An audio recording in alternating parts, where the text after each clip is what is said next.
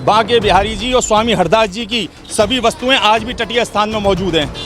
आप लोग देखेंगे स्वामी हरदास जी महाराज की बांकी, उनका करुआ, उनकी गुदरी, उनकी बाड़ी जी और ये कंठी, ये 5 चीज़ें आज भी तटीय स्थान में विराजित हैं, जो स्वामी हरदास जी महाराज के समय से थी। केवल बांके बिहारी का विग्रह बांके बिहारी में है, बाकी सभी जो प्राचीन वस्तुएं वो तटीय स्थान में आज भी है, सेवित हैं। ये लोग तो ये कहते हैं कि यदि कॉरिडोर बना तो हम धर्म परिवर्तन कर लेंगे।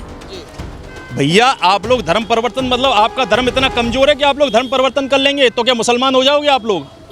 आप लोग हिंदू कुल में आपने जन्म लिया, आप लोग ठाकुर बांके बिहारी की सेवा कर रहे हैं, इतने रसिक ठाकुर की जिसकी सेवा संतों ने की है, महंतों ने की है, रसिक संतों का ठाकुर है, उसकी सेवा करने के बाद आप ये कहते हैं कि हम लोग धर्म परिवर्तन कर लेंगे तो मुसलमान हो जाएंगे आप लोग। मथुरा वृंदावन का ध्यान आकर्षण और केंद्र कहीं रह गया है तो वो है बांके बिहारी कॉरिडोर को लेकर। जब से बांके बिहारी कॉरिडोर को लेकर सुप्रीम कोर्ट ने अपना फैसला दिया है तभी से आज जो माहौल है मथुरा का वो कहीं ना कहीं गर्मा गया है। अब एक के बाद एक नई चीज़ें देखने को मिल रही हैं, जिसमें सबसे जो प्रमुख चेतावनी रही वो बांके बिहारी गोसाइयों की। उन्होंने कहा कि अगर कॉरिडोर का फैसला बरकरार रहता है तो हम बांके बिहारी जी को मथुरा से लेकर पलायन कर लेंगे और बांके बिहारी मंदिर, कॉरिडोर और मंदिर का खजाना इन्हीं के लिए यहीं पर छोड़ जाएंगे।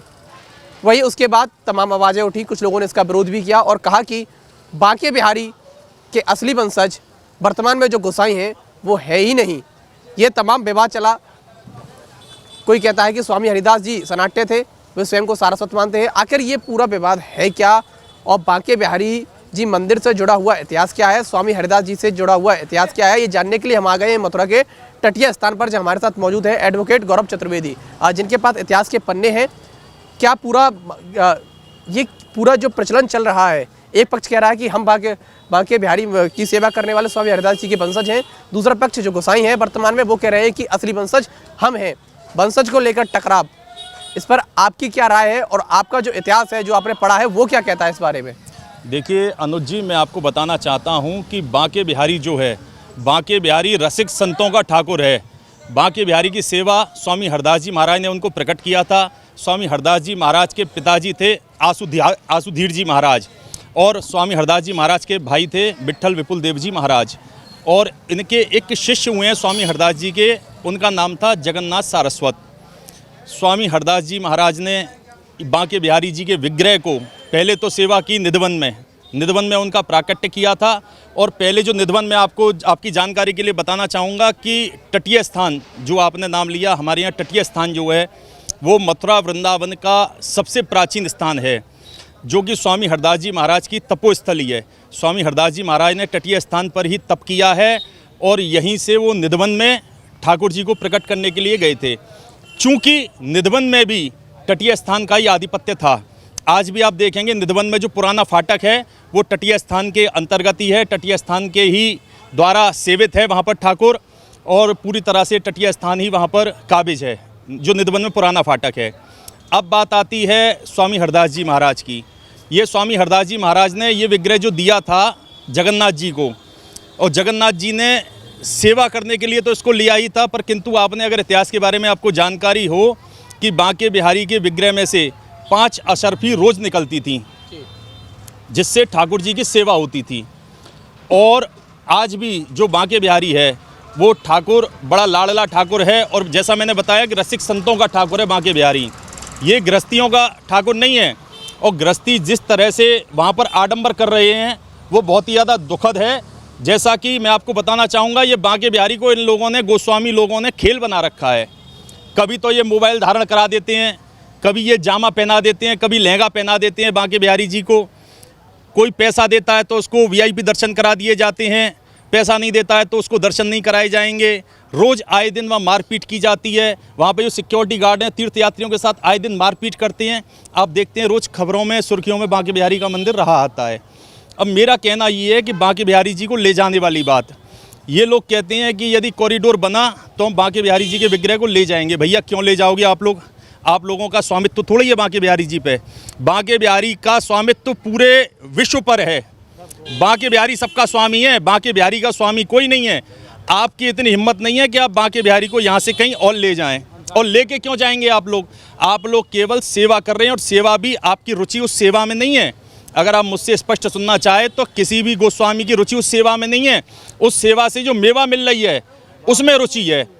आप देखते हैं वहाँ जितना चढ़ावा आता है वहाँ करोड़ों रुपए की लड़ाई है, आए दिन वहाँ हिस्सा बंटवारे के ऊपर लड़ाइयाँ होती हैं, झगड़े होते हैं, आपस में इनके फसाद होते हैं, आए दिन कोर्ट कचहरी होती है। तो सारी लड़ाई है वो माल की लड़ाई है। अब बात आती है ज़मीन अधिग्रहण करने की, कॉरिडोर बनाने की। अब कॉरिडोर तो भैया ये क्यों कर रहे हैं विरोध, उसका कारण आपको पता है। ये कॉरिडोर का विरोध इसलिए कर रही हैं क्योंकि इनकी ज़मीन जो है, जहाँ इनके मकान बने हुए बांके बिहारी के इर्द गिर्द, वो सब उसमें अधिग्रहित होंगे। उसमें मुआवजा इनको इसलिए नहीं मिलेगा क्योंकि किसी भी मकान पे इनका स्वामित्व तो नहीं है। अधिकतर लोग ऐसे हैं जिनके पास में अपने मकान के पुराने कागजात नहीं मिलेंगे आपको, ज़्यादातर लोग ऐसे हैं वहाँ पर, तो इनको मुआवजा नहीं मिलेगा। दूसरी बात, एक एक व्यक्ति ने अपने मकानों में करोड़ों की लागत लगा रखी है, 50-50 लाख की झूमर टंगी हुई हैं, सोने की रेलिंगें लगी हुई हैं, उनका मुआवजा कौन दे देगा यदि टूटेगा तो। इसलिए ये सब विरोध हो रहा है। और ठाकुर का विरोध ये लोग करेंगे तो आप देख लीजिए, जो जिसने भी ठाकुर का विरोध किया है उसका सर्वनाश हुआ है। इसलिए ठाकुर का विरोध नहीं करना चाहिए। और बांके बिहारी में मेरा कहना ये, कॉरिडोर की आज नितांत आवश्यकता है। आप देखते हैं कि यात्री दर्शन करने नहीं जा पाते हैं।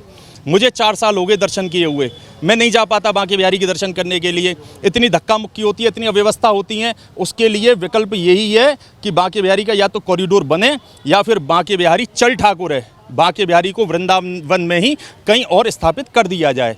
और मेरा तो कहना यह भी है कि तटीय स्थान से जुड़ा हुआ है, यहाँ का निकास जो है तटीय स्थान से है। चूँकि स्वामी हरदास जी महाराज की तपोस्थली तटीय स्थान है, स्वामी हरदास जी महाराज ने बांके बिहारी को प्रकट किया है, जगन्नाथ जी को सेवा के लिए दिया था, सेवा के साथ में। और ये लोग ये कहते हैं वंशज, ये लोग कहते हैं कि हम हरदास जी के वंशज हैं। स्वामी हरदास जी महाराज का जन्म वृंदावन के राजपुर ग्राम में हुआ था। जैसा मैं आपको बता रहा हूँ, तरह तरह की भ्रांतियाँ हैं लोगों में, किंतु राजपुर ग्राम में हुआ था स्वामी हरदास जी महाराज का जन्म। अब ये लोग कहते हैं कि स्वामी हरदास जी महाराज ने हमको दिया है सेवा के लिए, हम उनके वंशज हैं। स्वामी हरदास जी महाराज का कोई वंशज नहीं है, ये लोग जगन्नाथ जी के वंशज हैं। जो स्वामी हरदास जी महाराज के भाई थे विट्ठल विपुल देव जी, उनके शिष्य थे जगन्नाथ जी सारस्वत, उनके वंशज हैं ये लोग, जो गोस्वामी लोग हैं। ये स्वामी हरदास जी महाराज के वंशज नहीं है। तो ये गलत भ्रांति फैला रही है कि हम स्वामी हरदास जी महाराज के वंशज हैं। उनसे इनका कोई लेना देना नहीं है। स्वामी हरदास जी महाराज विरक्त संत थे और उनने ठाकुर जी को प्रकट किया है और ठाकुर जी की सेवा की है। ये लोग मेवा ले रहे हैं उस सेवा की। तो मेरा कहना ये है कि ठाकुर यहीं रहना चाहिए। और एक और बात मेरे सुनने में आई है अनुज जी, ये लोग तो ये कहते हैं कि यदि कॉरिडोर बना तो हम धर्म परिवर्तन कर लेंगे। भैया आप लोग धर्म परिवर्तन, मतलब आपका धर्म इतना कमजोर है कि आप लोग धर्म परिवर्तन कर लेंगे? तो क्या मुसलमान हो जाओगे आप लोग? आप लोग हिंदू कुल में आपने जन्म लिया, आप लोग ठाकुर बांके बिहारी की सेवा कर रहे हैं, इतने रसिक ठाकुर की, जिसकी सेवा संतों ने की है, महंतों ने की है, रसिक संतों का ठाकुर है, उसकी सेवा करने के बाद आप ये कहते हैं कि हम लोग धर्म परिवर्तन कर लेंगे, तो मुसलमान हो जाएंगे आप लोग? कैसी कैसी विचारधारा इन लोगों की आती है। मेरा कहना ये है कि तटीय स्थान से जुड़ा हुआ है। सबसे पहले बांके बिहारी जी के विग्रह का अधिकार तटीय स्थान का है। और दूसरी, ये मेरी भावना है व्यक्तिगत, चूँकि बांके बिहारी मंदिर में सिवाय बांके बिहारी मंदिर के विग्रह के बांके बिहारी जी और स्वामी हरदास जी की सभी वस्तुएं आज भी तटीय स्थान में मौजूद हैं। आप लोग देखेंगे स्वामी हरदास जी महाराज की बांकी, उनका करुआ, उनकी गुदरी, उनकी बाड़ी जी और ये कंठी, ये 5 चीज़ें आज भी तटीय स्थान में विराजित हैं, जो स्वामी हरदास जी महाराज के समय से थी। केवल बांके बिहारी का विग्रह बांके बिहारी में है, बाकी सभी जो प्राचीन वस्तुएं वो तटीय स्थान में आज भी है, सेवित हैं।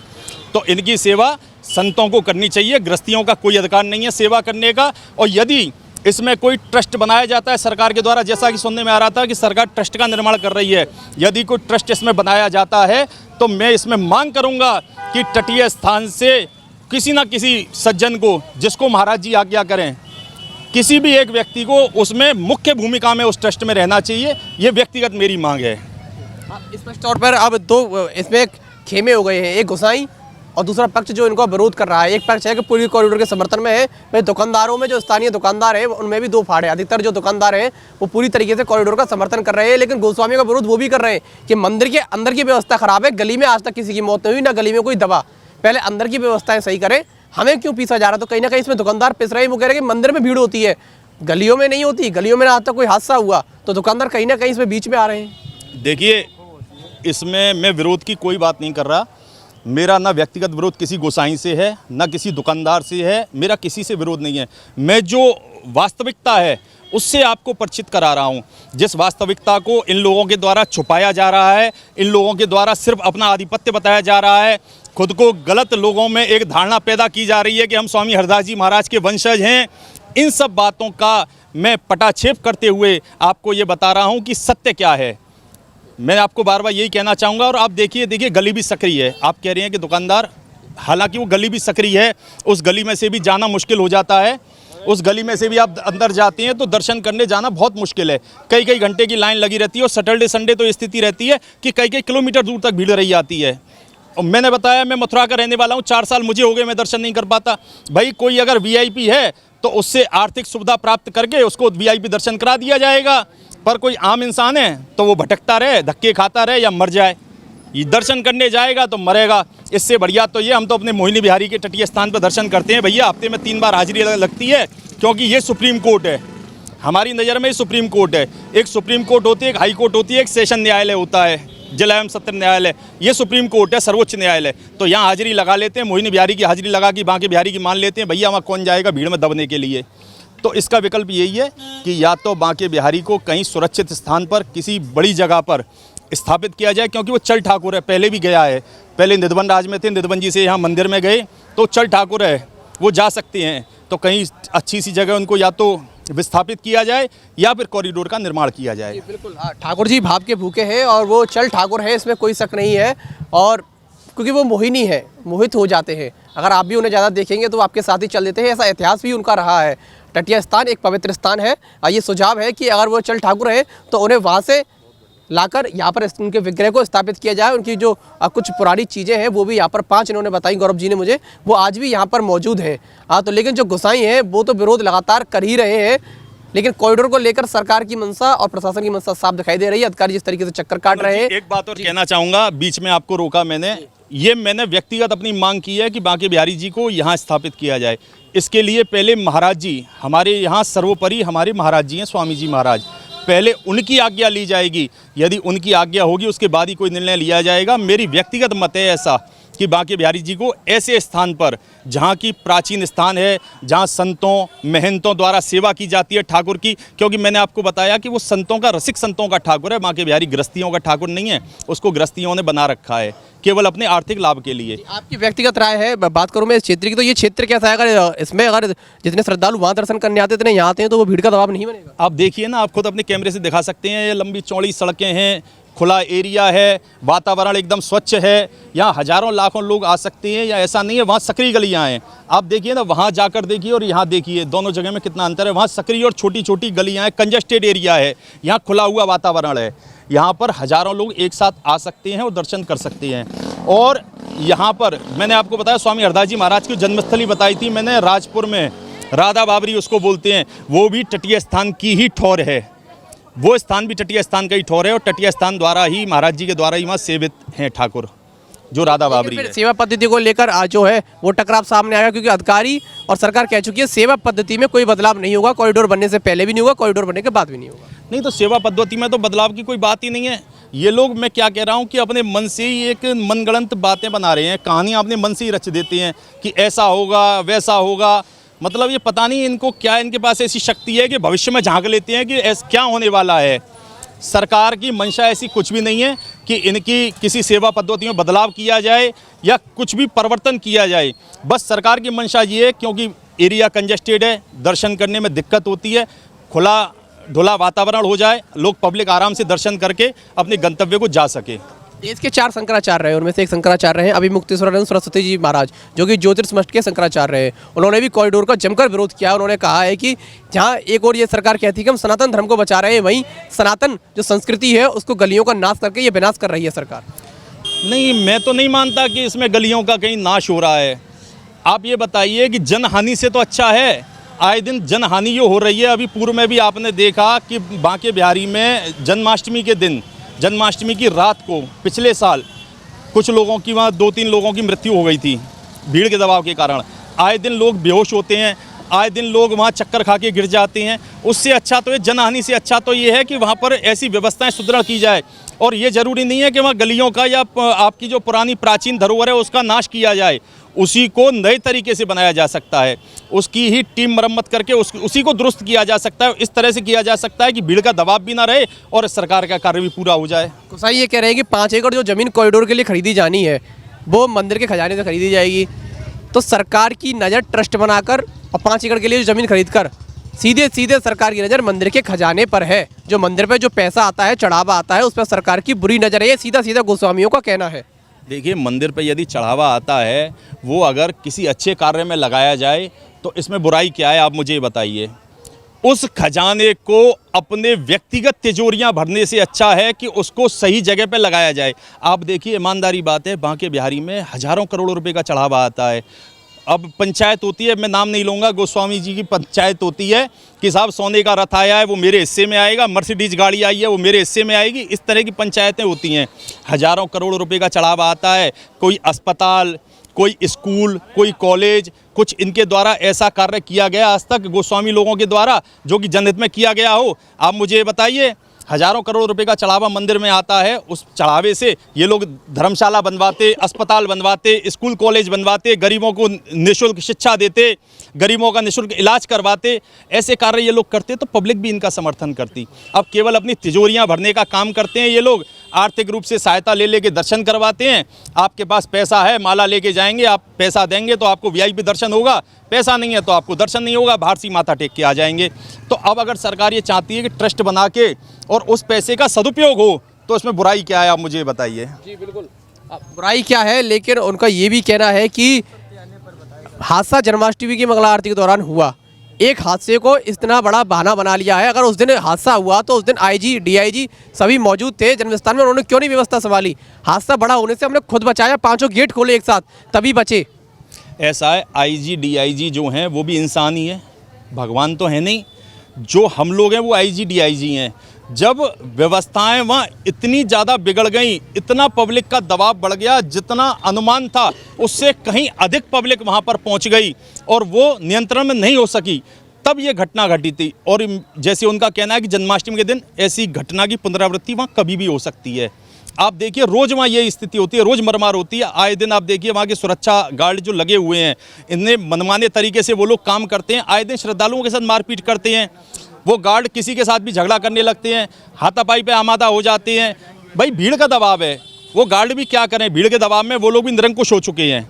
जी बिल्कुल। तो खैर, ये पक्ष हैं सारे तरफ के जो एक एक करके रख रहे हैं। अभी न्यूज़ आपको सभी पक्ष दिखा रहा है कि किसका क्या कहना है, लेकिन सरकार की एक मंशा है कॉरिडोर बनाकर श्रद्धालु सुगम तरीके से ठाकुर बांके बिहारी के दर्शन कर सके। अब इसमें अहित और हित किसका है ये तो खैर आने वाला समय बताएगा, लेकिन गोस्वामी पुरजोर तरीके से विरोध में है। जिलाधिकारी महोदय को मैंने विचार किया है, कल एक ज्ञापन दूंगा मैं जिलाधिकारी महोदय को। वो ज्ञापन इसलिए दूंगा कि ये लोग जो बात कर रहे हैं ना कि बांके बिहारी के विग्रह को हम ले जाएंगे उठा के और कहीं और ले जाएंगे, जहां हम जाएंगे अपने साथ ले जाएंगे, तो बांके बिहारी के विग्रह की सुरक्षा प्रशासन द्वारा बढ़ाई जाए। इसके लिए मैं प्रशासन से मांग करता हूं आपके चैनल के माध्यम से, और कल एक माननीय जिलाधिकारी महोदय को इस संदर्भ में ज्ञापन भी दूंगा। जी बिल्कुल, एक बड़ी मांग है क्योंकि बांके बिहारी जो हैं वृंदावन के हैं और वृंदावन से क्या जाएंगे लोग, उनके दर्शन करने के लिए वृंदावन आते हैं, तो वो वृंदावन आखिर कैसे छोड़ सकते हैं? कि ये चेतावनी जरूर दी थी और चेतावनी के बाद लगातार लोगों में चर्चा भी बनी है कि ठाकुर बांके बिहारी जो कि ब्रज के राजा भी हैं, आकर उन्हें ब्रज से कौन लेकर जाएगा? होता कौन है उन्हें ले जाने वाला? क्योंकि स्वयं वो चाहते हैं लोगों को ले जाना, जहां उनका मन होता है अपनी ओर खींच लाते हैं कि आइए और दर्शन बांके बिहारी के कीजिए। खैर, वंशजी को लेकर, दुकानदारों को लेकर, सभी पक्षों को लेकर अभी न्यूज़ लेकर चल रहा है और किसका क्या कहना है। और सरकार तो खैर कॉरिडोर के लिए पूरा मूड बना चुकी है। इसके लिए जिलाधिकारी द्वारा एक बार फिर सर्वे की टीम बनाई गई है, जो दोबारा टीम जो है सर्वे करेगी। 2023 में जो टीम बनाई थी उसके बाद 2 सालों में बहुत कुछ बदला है, ऐसा वहाँ के स्थानीय निवासियों का कहना है। इसलिए बदलाव के कारण एक बार फिर से सर्वे किया जाएगा और 300 जो दुकान मकान है वो इसके पूरे क्षेत्र में आ रहे हैं। अब देखने वाली बात यह है कि सर्वे के बाद जो आगे की कार्रवाई है, कॉरिडोर का निर्माण कब से शुरू होता है। अभी न्यूज़ के लिए अपने सहयोगी आकाश शर्मा के साथ प्यारोज भारद्वाज, वृंदावन। आज ही लाएं अपनी मनपसंद Maruti Suzuki car Uma Motors Arena से और पाएं तुरंत फाइनेंस की सुविधा कम से कम ब्याज दर पर। साथ में आपकी पुरानी गाड़ी की सबसे ज्यादा एक्सचेंज कीमत पाएं ट्रू वैल्यू में। नंबर नोट करें 99 97682222।